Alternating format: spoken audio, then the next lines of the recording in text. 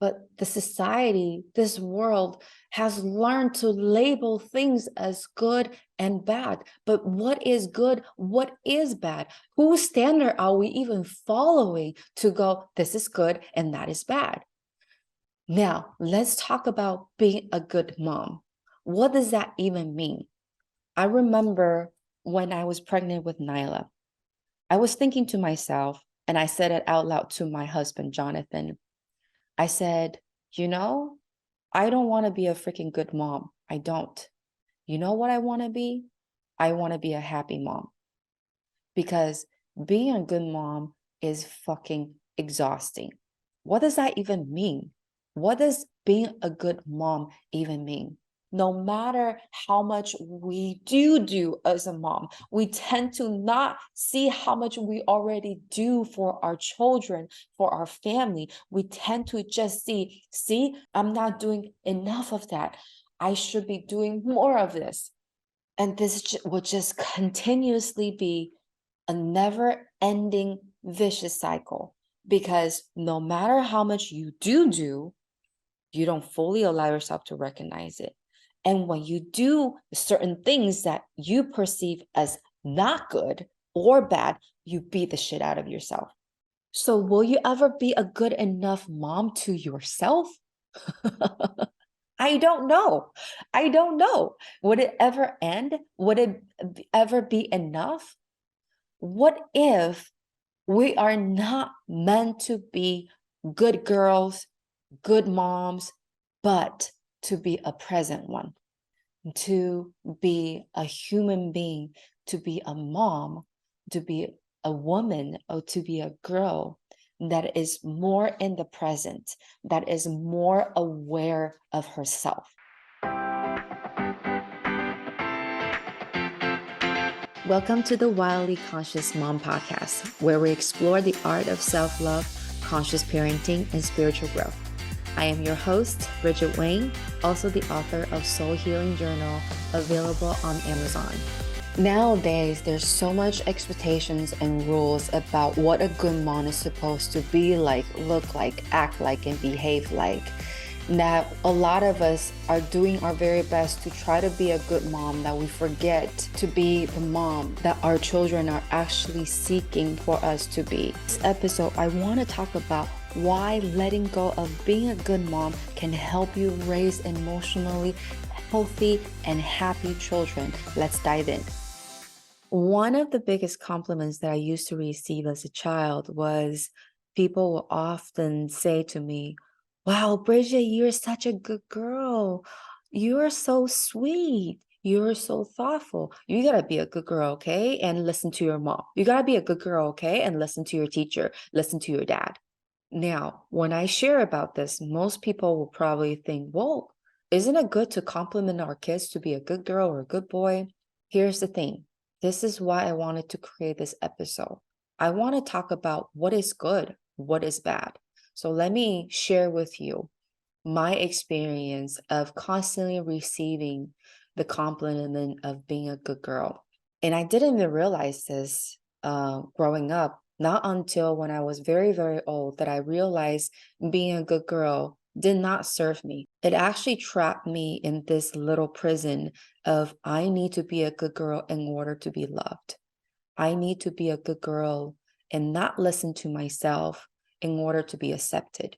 I need to be a good girl and be a super considerate, thoughtful human being in order for other people to like me.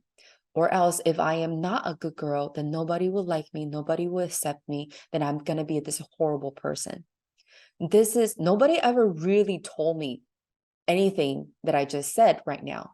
But whenever people compliment me as a good girl, I took that as a form of love. I learned that as a young child, unconsciously and consciously, that, oh, wow, when I do blah, blah, blah, I receive love. When I don't do blah, blah, blah, people don't like me. Well, then that's easy. That's clearly the case where I do good, I receive love. When I don't follow orders or obey, then I get punished, I get in trouble, or no one compliments me, no one loves me. No one show me love the way that I want to. So hey, when I sacrifice myself all the time, then I receive love, and versus I don't sacrifice myself and don't receive love, which is a better deal for a child, which is more needed as a child. As a child, we just naturally want to be loved. That's just who we are. We all, as a human being, want to be loved. And when I learned this pattern of when I am good, I am loved, then I'm going to constantly do things to prove that I am good. And what does that even mean? It could mean when my boss asks me to do something that I don't want to do, but it's not good to say no. So I'm going to say yes because that's what a good girl would do. Or when I'm already exhausted and tired and I just want to rest, but maybe a family member asked me to do a favor. And honestly, it doesn't feel right for me. But no, saying no is not being a good girl. So I'm going to force myself to say yes. So this person can love me. So I am still a good girl. I'm still a good human being. Or being good could also be being so thoughtful, being so considerate that you start to do everything for everybody before they even ask for it. Or it could be somebody taking advantage of you, cutting the line in front of you. Or it could be just broke your stuff and say, hey, I broke your stuff, but that's okay, right? You don't care, right?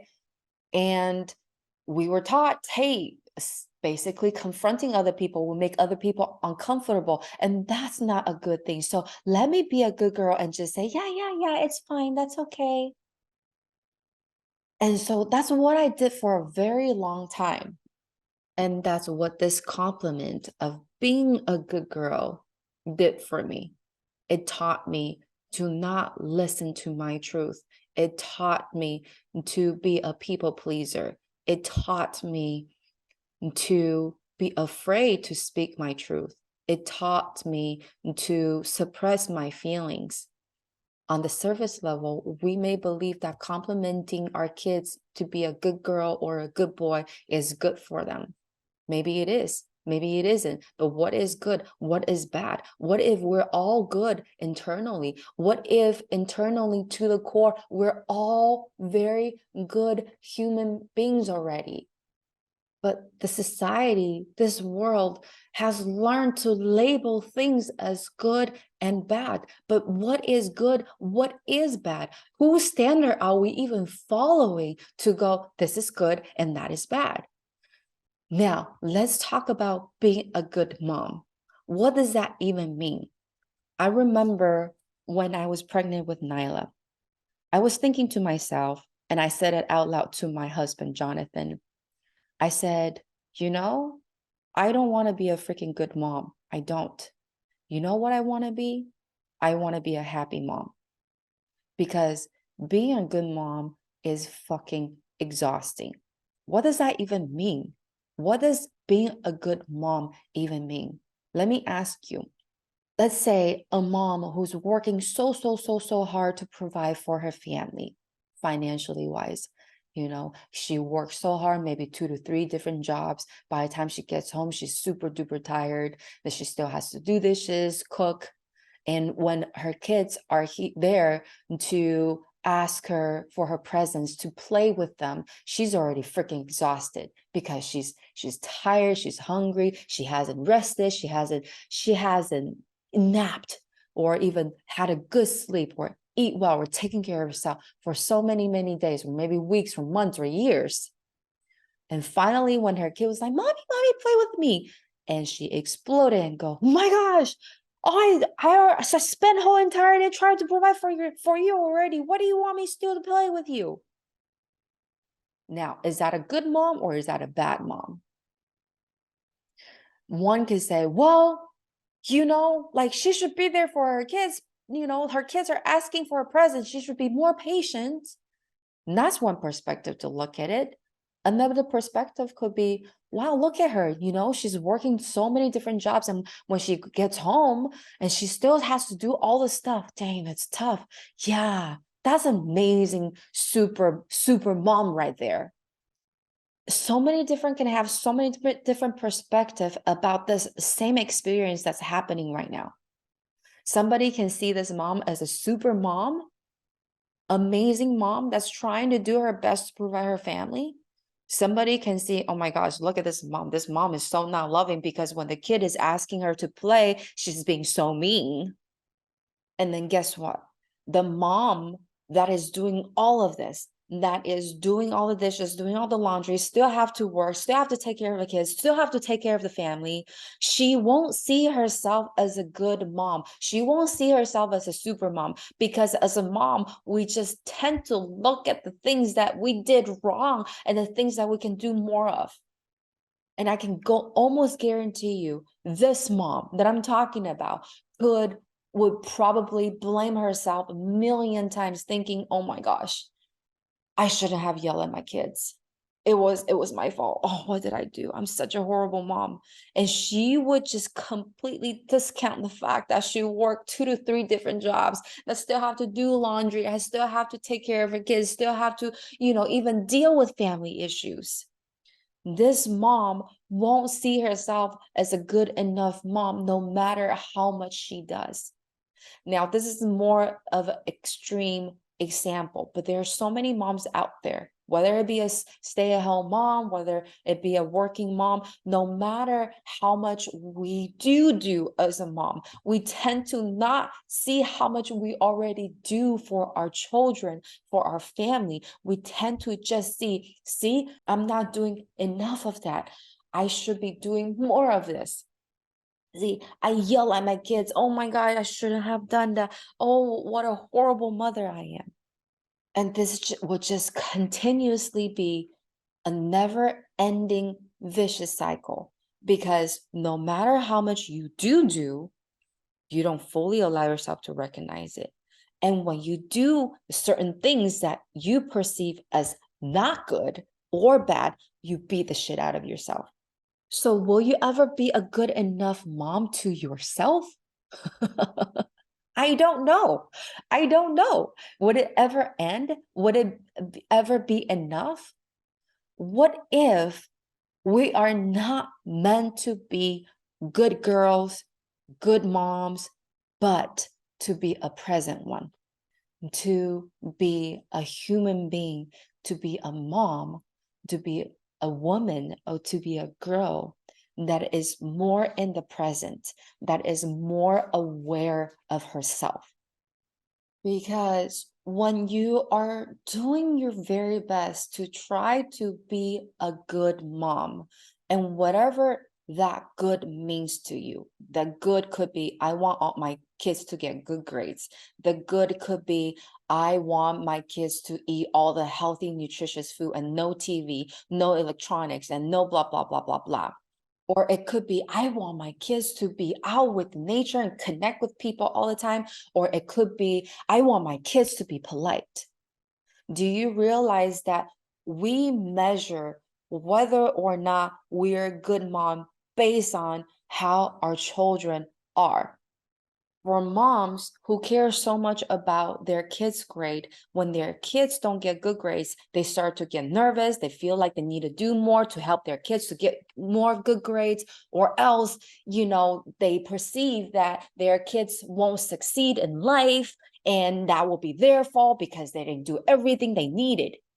Now, my question for this good mom who's trying to help their kids to have good grades in school, what if instead of asking yourself to be a good mom that you are always doing your best to be, that you start to invite yourself to be a more present mom in these situations? What do I mean by that?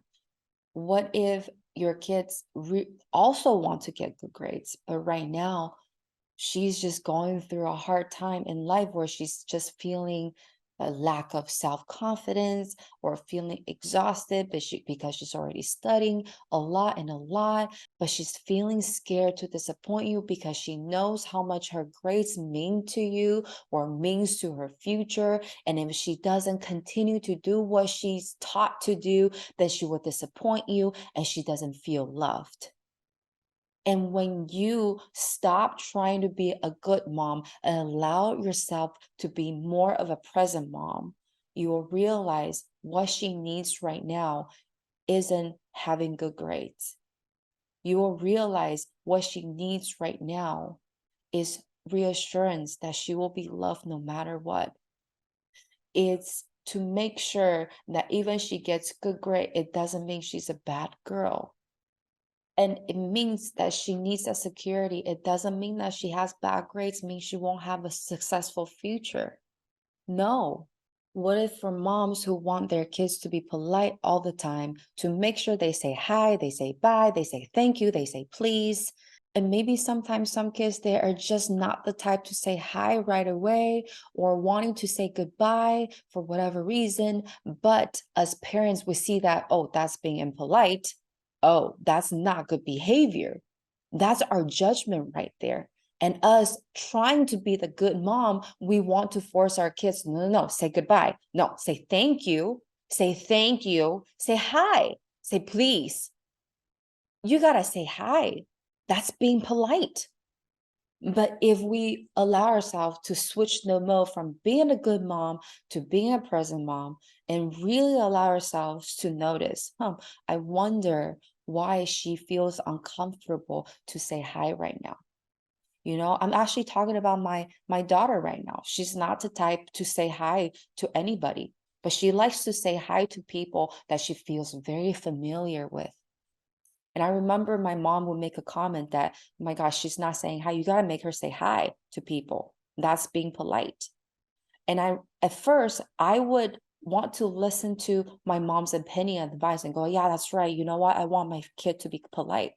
But I would try to ask her to say hi a few times in a nice way, and she just did not feel comfortable. And I realized, why am I forcing her to do the things that she doesn't feel ready to do? It's not that she doesn't want to say hi. She does say hi to people that she trusts. And at times she doesn't want to say bye because she doesn't want to say goodbye to this fun time. It's not that she's trying to be impolite. She just doesn't want to say goodbye. She doesn't want to leave. She doesn't want to go home because she's having so much good time here. And saying goodbye means she has to go home and not be able to spend time with her family or her friends, that she's having fun with. But see, if I was trying to be a good mom all the time, I wouldn't notice this. I was still till this day trying to make her say hi when she doesn't want to. And she will learn to not trust her feelings and stuff her feelings down and go, okay, I must do what is right or else, right? And it's very interesting. I kind of just let her be. And when she wants to say hi, she says hi. And when she doesn't, I say hi to those people for her. I let it go. And it's very interesting when I just let it go. Now she's at an age where now she goes to school. She is so happy at school. Now, when she sees strangers without me asking, she will just say hi. She is ready for it. However, your children are right now does not determine how they will be for the rest of their lives. But it requires us to be the present mom in order for us to notice that. Notice why they're behaving a certain way. Notice what their needs really are right now instead of us trying to force them to be a certain way. And I'm not just inviting you to be a present mom for your kids. I'm also inviting you to be a present mom to yourself. There are times when you're exhausted. There are times when you really just can't take this anymore. Instead of pushing it through, instead of pushing yourself to do more, be present with yourself and ask, honey, what is it that you need right now? And if you really allow yourself to just listen to it, the answer could be very, very simple. It could be, I really just need a freaking 10 to 15 minutes to just breathe by myself and not having someone screaming, yelling at me, throwing tantrum around me. Hey, that's cool. Cool. Can we find 10, 15 minutes? and just be there, or maybe a weekend, or maybe I just want to be able to sleep in on a Sunday morning. Cool. Can I ask for my babysitter to help me? Can I ask for a family member to help me? Or heck, if I have an older child that can help me watch my younger kid, hey, can you please just help mommy watch, little Nyla for 30 minutes while mommy just sit in here, to just be with myself for a little bit. But hey, if you need help, if there's an emergency, be sure to let me know. What can I do today to help me fulfill the need that I currently need right now? Being a present mom to yourself could mean speaking your truth, recognizing your truth, and admitting to yourself what you truly feel right now. I'll give you an example of what this means. I remember there was this one time that I went to get a massage, and it was a Chinese massage, and I like my massage hard, deep tissue, like too, like inside, deep, deep, deep. So I always like to go to Chinese massages because I know they can go deep. But one time I went to this massage and this lady was just not going deep. She was basically just touching me, and asked her, like, one time she went maybe a little deeper, but not really, still was touching me. So I asked her about 3, 4 times, can you go a little bit deeper? Finally, she was like, I can't go deeper anymore. Like, she was giving me bad attitude. Like, no one can do this kind of strength you're asking. I'm like, whoa, really? So I was like, okay, then is there anyone else that can do the strength I'm asking? She was like, no one. No one does that. And I was like, that's no freaking way. I get massages all the time. I know people can do that. You're basically touching me right now. So I said, you know what? If no one can give me the massage that I am asking for, I need to stop. I'm going to stop the massage right now. And she said, no, no, no, no, no, you got to finish this massage because of you. Like, I said no to all the potential customers that walk into to our store right now. You got to finish this massage and pay me. And I was like, what, lady? No, I'm finished. I'm finishing this massage right now because you're not giving me what I need. And you still want me to continue this massage that I'm going to be paying you for, but you're not giving me what I want. No, I'm stopping at 30 minutes because already 20 minutes. I'll pay you 30 minutes. And after that, I went to that massage with my friend, and my friend also didn't have a good enough experience in that massage place. So I was telling her, I was like, you know what? I actually felt good that I stood up for myself, but I also noticed good, the part of me that's trying to be the good girl, that I was being too mean, maybe I could have been softer. And my friend said to me, my friend Sarah, she said, but what if being a good girl means speaking your truth? And that just hit me on the head and woke me up for the first time and go, oh my gosh, yeah, yeah. What if the new good girl is to speak your truth? Because for a long time, being a good girl meant to obey. Being a good girl meant to not speak your truth to please other people. But what if by being a good girl now is to speak my truth, to stand my ground, and to say no to the things that are toxic to me, and to say no to the things that are manipulative to me? What if being a good girl is to speak my truth? And here it is. I'm also sharing with you, mommies, that I'm not just asking you to be present with your children, but I'm mainly asking you to be present with your truth. There are times when certain things happen that you're unhappy with. It is okay to express your truth. It is okay to admit to yourself that you're angry. It is okay to admit to yourself that you feel sad about this and you want something to change about it.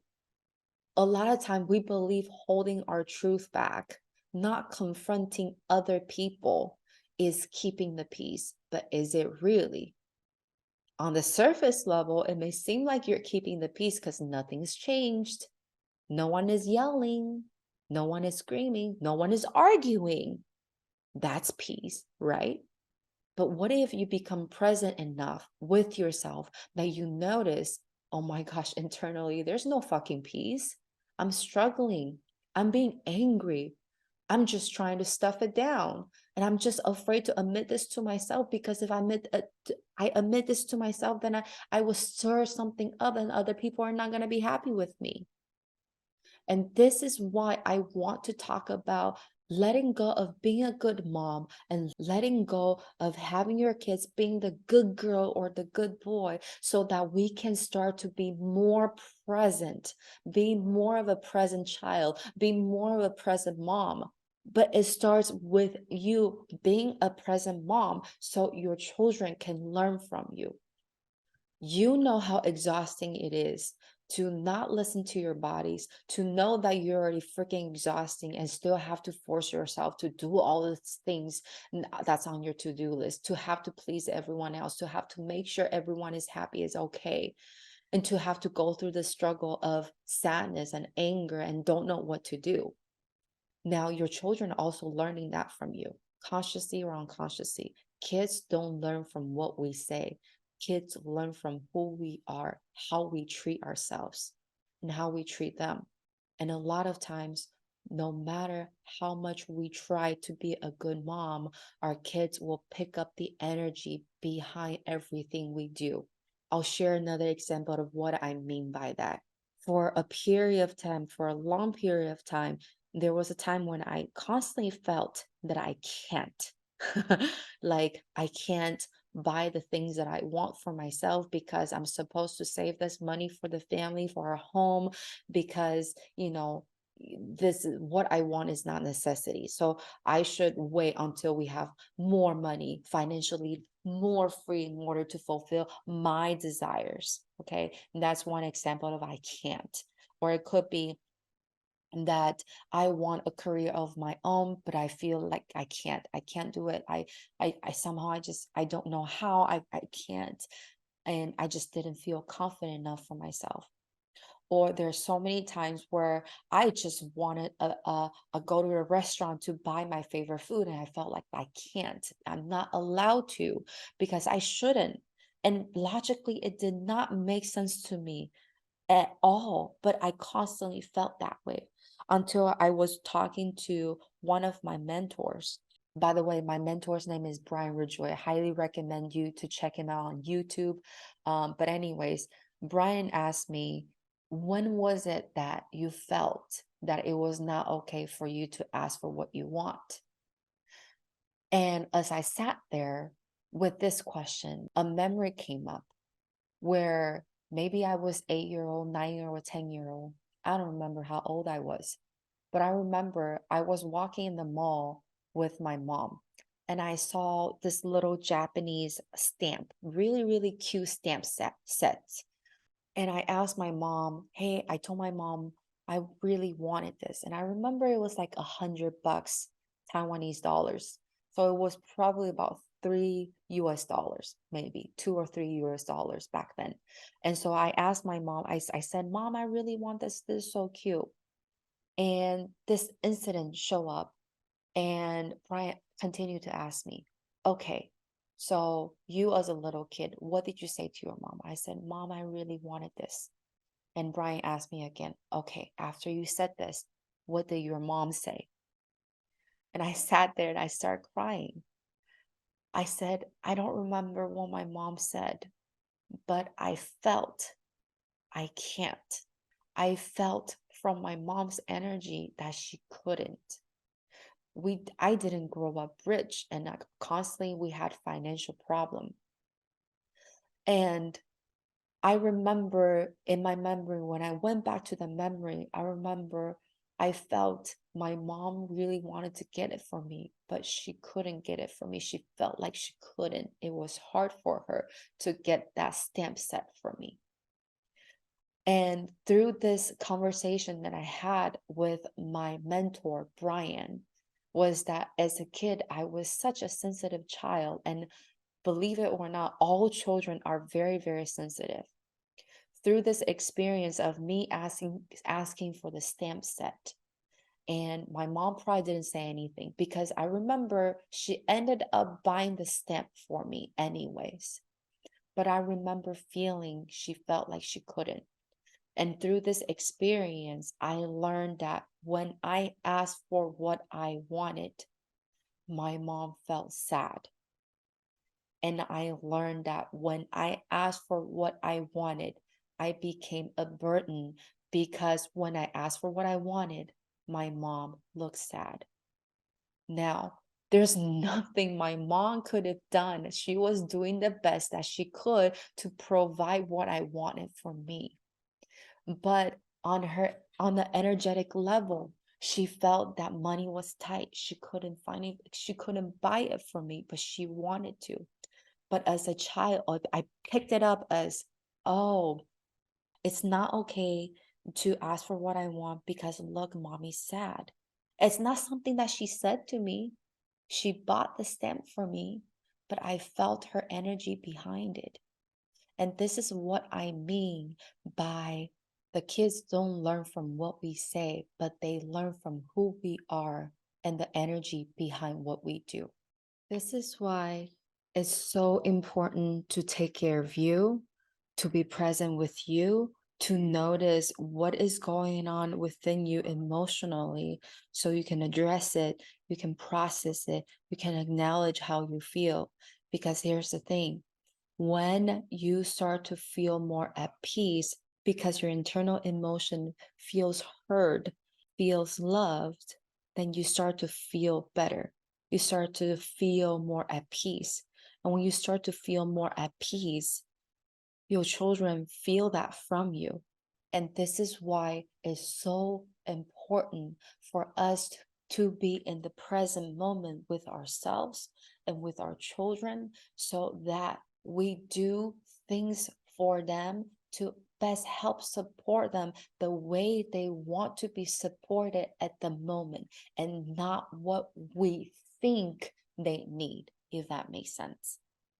And this episode is not about telling you what you are doing or not doing is right or not right. Being a mother, we are all trying to do our best all the time. We want to show our children how much they're loved, how much we do love them, and we do it in the ways that we know how. This episode isn't about telling you, hey, when if you're not being a present mom, then you're not being a good mom. Again, let go of being a good mom. If anything, allow yourself to be a present mom that is happy. Allow this journey be about bringing yourself closer to your truth and to your peace, to your happiness. Allow yourself to be fully present of what you need at this moment, whether it be just I need a break to listen to music, I need to go outside for a walk, or it could very easily be I do want to spend time with my kids in a very present moment and not worry about laundry and dishes or having to work on my career or job. Whatever that may be, you have a need, you have a desire inside. There's a part of you that needs to feel supported by you, and it requires you to be the present mom to yourself to notice that, and so that you can show your children how to be present with themselves. That's all I'm inviting you to do. It's not about being a good kid, it's not about being a good mom. It's none of that, because the world has enough rules about what is good and what is bad. And it's time for us to question that. It's time for us to reevaluate that and allow ourselves to put a different perspective and definition of what is good and bad in everything and anything we do. Okay, so I hope this episode helps, and I hope I invite you on a journey to realize you are an incredible, amazing mom already. I know if you're listening to this podcast, you're looking for ways to better yourself. I'm here to invite you to see this perspective. You don't need to better yourself. You just need to see you're already amazing. You're already incredible. You just need to be more present enough for yourself to see that, for yourself to recognize that, for yourself to realize that, because when you stop being so harsh on yourself, then on an energetic level, you start to also have more patience with your children when they're throwing tantrum. Then you stop being so harsh on yourself when you lose your patience, if that makes sense.